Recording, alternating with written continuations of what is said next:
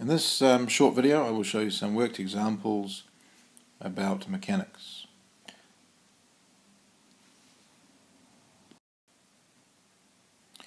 So the areas that will be focused on, just four.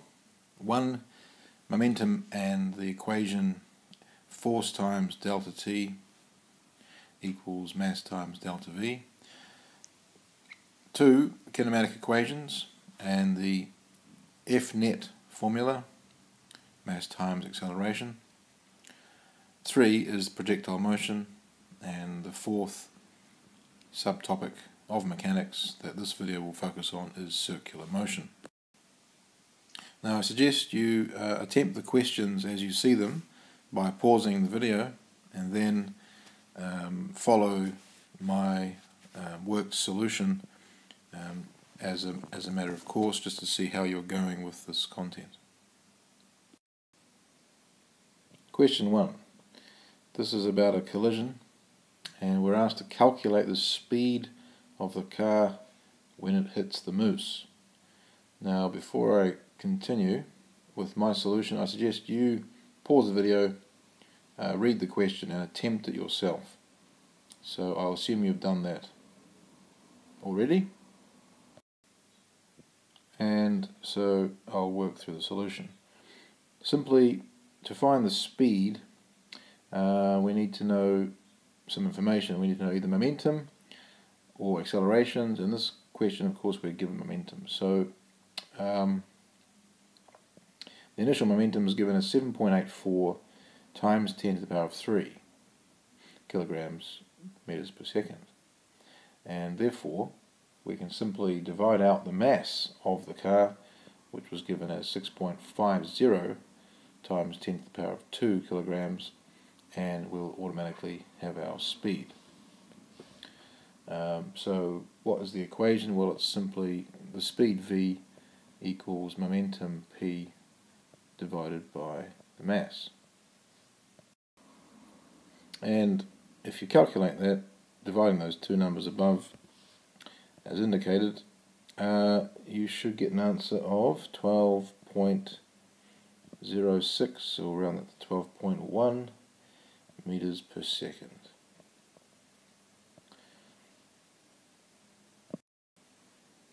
So part 2 of the same question involving the moose. We're asked to calculate the speed of the moose after the collision. Now we're told the car has 2590 of momentum remaining, and the golden rule, of course, for all momentum questions is the first thing we need to say, and that is that the momentum of the whole system, moose and car, initially, so P subscript I, is equal to the momentum afterwards, final momentum. And since the total momentum before is only to do with the car, since the moose was not moving, we know that's just simply the 7.84 times 10 to the power of 3. Well, I'll just write that as 7,840. And that must equal the momentum of the car afterwards, which is given as 2590, plus the momentum that the moose has gained. So I've written here P subscript M, standing for the moose. That's the first step along this solution. Then we can find out what that is, what momentum the moose actually gained by being struck from the car. Just rearranging that, we find the momentum of the moose to be 5,250. So we can find that speed Vm of the moose as, again, momentum of the moose divided by the mass of the moose, and we were told it was 540 kilograms. Therefore, dividing the 5,250 by the 540 gives us 9.5 7.2, rounded up to 3 figures. So question 3 about the moose. We're asked to state and explain whether the force acting on the car due to this collision is greater, less than, or the same as the force acting on the moose due to this collision. And it tells us calculations are not necessary. Now, when it says state and explain, if you only say the force is greater or less, or you just give some answer and don't explain it at all, you rule yourself out from gaining anything better than achieved. It may not even give you achieved. So always be careful to answer the question carefully and follow the rubric of the question. So here is the model answer.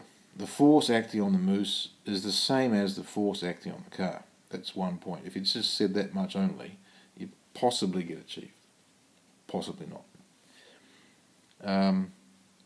So to go further, you must explain why this is the case. And you have to invoke the correct law of motion, one of Newton's laws, as described by Newton's something which law is either the first, second, or third.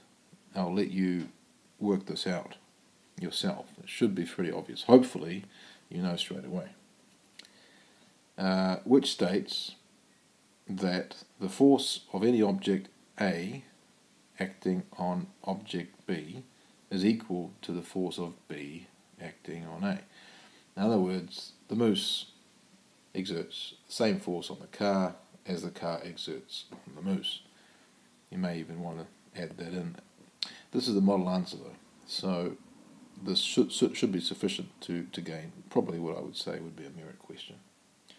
In fact, yes, I just looked at that mark scheme, it was worth merit. If you had just said this much only up to this point, you would have got achieved.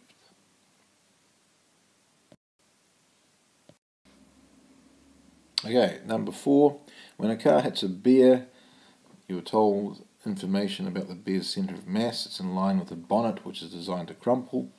When the moose is struck, the centre of mass is in line with the windscreen, the moose being taller, therefore its centre of mass is higher above the bonnet.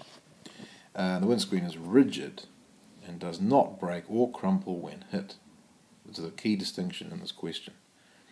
In both collisions, the car slows down by the same amount. So we're told this because, that they're setting up a situation where the only difference is whether there's crumpling involved when the collision occurs. We're asked to state which animal, moose or bear, would be likely to exert more force on the car. Explain your answer using physics principles. Assume that the moose and the bear have the same mass. Again, they're telling you the same mass and the same amount of momentum transfer occurs, so that you are focusing on the only difference being the crumpling or the non-crumpling with the rigid windscreen. So that's the setup. Now, before I reveal the model answer and talk about it, I suggest you pause the video now and attempt your own solution.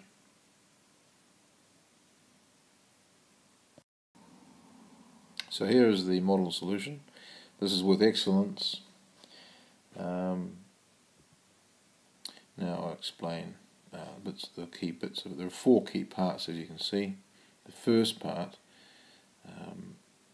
is to recognize that when the car hits the bear, the change in momentum occurs over a longer period of time.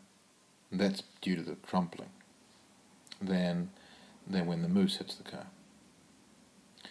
And so then, just stating that and this explanation here would be enough for achieved, possibly merit, if you'd mentioned this little bit here as well. So because the bear will cause the bonnet to crumple, the time of the collision is longer, whereas the moose will hit the windscreen, and this does not crumple, being a rigid windscreen, so the collision time is less. Then you want to link this whole idea to the change in momentum being the same for both of the bear and the moose, but this side of the equation is different. if we make the change of time, the time interval of the collision, smaller, we must therefore increase the force. And that's why the collision with the moose has a greater force. The bear collides for longer due to the crumpling effect, so the force, the average force it exerts on the car will be less to keep this constant the same change in momentum occurs for both animals. And that's really what is stated in this last part here. So compare your answer to this model answer and try to decide whether you have covered all these points adequately. If you have, that's worth excellence. Okay, a fairly straightforward question here. You're told a horse is moving in a straight line, accelerates from 1.3 to 6.8 in 5 seconds, and you're asked to calculate the acceleration of the horse. Now, really straightforward kinematics equation. You can simply use acceleration equals the change of speed over time to solve this. 6.8 is the final minus the initial 1.3. Divide that by the time of 5 seconds. You should get 1.1 meters per second squared. Okay, part B, the horse has a mass of 520 kilograms, we're told. We're asked to calculate the change in kinetic energy of the horse during this 5-second period and use your answer to calculate the power generated by the horse. So there's a couple of steps required here, 2 equations needed. First one is to find the kinetic energy change. We actually need to use this equation several times, half mv squared. Once we know the change of energy, we know that power is the change of energy, or work done perhaps, but in this case it is simply the change of kinetic energy over time. So those are the 2 equations. The first step though is to get the change of kinetic energy. To do this, we need to apply this equation twice to get the initial kinetic energy when it was only moving at a speed of 1.3 meters per second, and subtract it away from the final kinetic energy when it was moving at 6.8 meters per second. So using that equation twice and then subtracting the answers is what you need to do first. And if you do that correctly, calculating the initial kinetic energy, half mv squared, half times 520 times 1.3 squared, 439.4 joules, and we subtract that away from the final kinetic energy, which was 12,022.4 joules. Awkward numbers anyway. The change of energy therefore is 11,583. So after all that calculation, we have the delta E K, change of kinetic energy, as 11,583 joules. And we use that in this equation here.